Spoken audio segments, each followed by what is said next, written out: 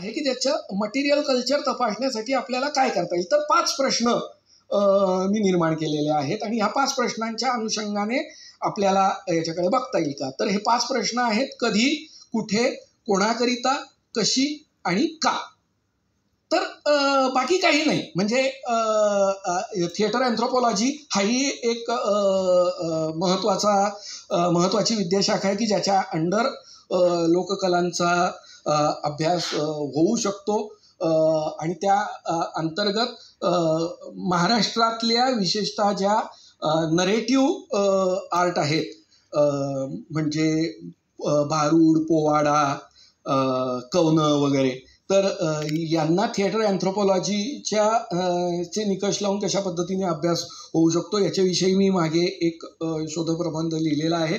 त्याचबरोबर आपला जो लोकसंस्कृतीतला लोकखेळ आहे लेझिम नावाचा, अत्यंत मराठी, तर याच्यामध्येही थिएटर अँथ्रोपॉलॉजी कशी रिफ्लेक्ट होते आणि त्या याच्याने आपण लेझिमकडे कशा पद्धतीनं बघू शकतो याचा प्रोजेक्ट आम्ही आमच्या विद्यापीठामध्ये काही वर्षांपूर्वी केलेला आहे आणि आजही आमच्या विभागातले प्राध्यापक दीपक गरुड दरवर्षी ते हे जानेवारी-फेब्रुवारीमध्ये लेझिमची कार्यशाळा त्या अर्थाने घेत असतं आणि त्या प्रोजेक्टचं नावच आम्ही लेझिम फॉर ॲक्टर असं केलेलं आहे की लेझिम हे खेळ आहे पण तो अभिनेत्यासाठी उपयोगाचा ठरू शकतो. तर आणि आज ह्या अत्यंत धकाधकीच्या सेमिनारला यायच्या आधीही मुलं लेझिम करून मग इथे आलेली आहेत.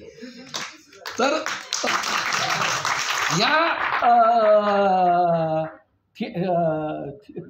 थिएटर अँथ्रोपॉलॉजीच्याही अनुषंगाने बघायचं आहे. तर त्या थिएटर अँथ्रोपॉलॉजीचं आठवण मला ज्याच्यावरनं झाली ती ह्या थिएटर अँथ्रोपॉलॉजी ह्या विद्याशाखेचा जो जनक आहे युजिनियो बार्बा.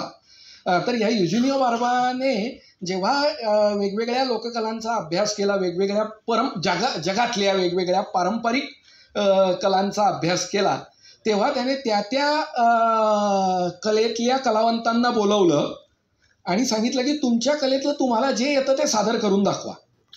आणि सांगितलं की अजिबात एक्सप्लेन करू नका किंवा जे कोणी हे सांगणारे असतील की हे कशासाठी आहे, हे काय आहे, तर ह्या माणसाला सोबत आणू नका. जे काही शियर आम्हाला परफॉर्मन्समधनं दिसतं ते आम्हाला कळू द्या. आणि मग त्यांनी भारतातल्या कथकली असेल, ओडिसी असेल, भरतनाट्यम असेल, कुडियट्टम असेल, जपानमधले नो काबुकी असतील,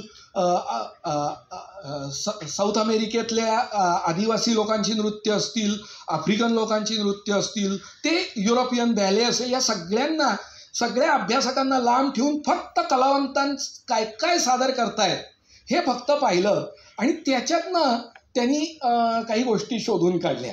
तर तसाही आपल्याला अभ्यास करता येणं शक्य आहे. आणि म्हणून जे 5 प्रश्न आहे की कधी, पहिला प्रश्न आहे कधी, की कधी म्हणजे आता कधी म्हटलं तर शब्द एक आहे पण या एका प्रश्नाची व्याप्ती किती मोठी आहे बघा. कधी म्हणजे लोकरंगभूमी कधीपासून,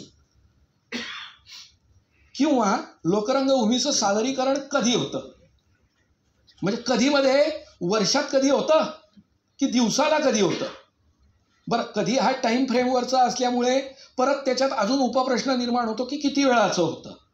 तर आणि जेव्हा भारतभरातल्या जाऊ द्या, नुसत्या महाराष्ट्रातल्याच वेगवेगळ्या लोककला प्रकारांना हा कधी प्रश्न आपण विचारला तर आपल्याला इतकी वेगवेगळी उत्तरं मिळणार आहेत.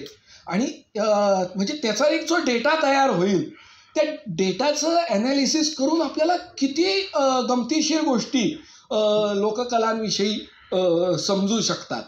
आणि हा जसा कधी हा प्रश्न आहे तसा कुठे सादर होतं. म्हणजे केवळ तांत्रिक गरज म्हणून काल आपल्याला लोककला इथे सादर कराव्या लागतात की ही लोककला सादर करण्याची जागा नाही.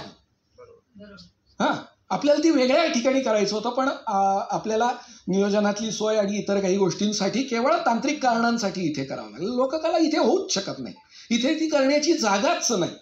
तर लोककला अनेक वेगवेगळ्या ठिकाणी होतात. आणि मग 3 आपल्या महाराष्ट्रातही आपल्याला हे दिसतात की एक तर देवळात होते, नाही तर अंगणात होते, नाही तर मैदानात होते. तर असे हे वेगवेगळे आणि लोक आपल्या लोकसंस्कृतीनेच ह्या मंचाला एक अतिशय गोड शब्द बहाल केलेला आहे. अनेक गणांमध्येही त्या शब्दाचा उल्लेख आहे की काय म्हणतो आपण जिथे लोककला सादर होते त्या स्पेसला, त्या स्टेजला, तर रंगण. जिथे रंगते गोष्ट ते रंगण. तर हे कुठे कुठे होऊ शकतं आणि याचा अवकाश किती. जसं एक जे स्टेजचं एक स्टँडर्ड डायमेन्शन असतात किंवा स्टेजची एक स्टँडर्ड जॉग्रफी असते आणि त्याचे 9 भाग केले जातात आणि कुठल्या भागात काय करावं याच्याविषयी काही आडाखे आहेत.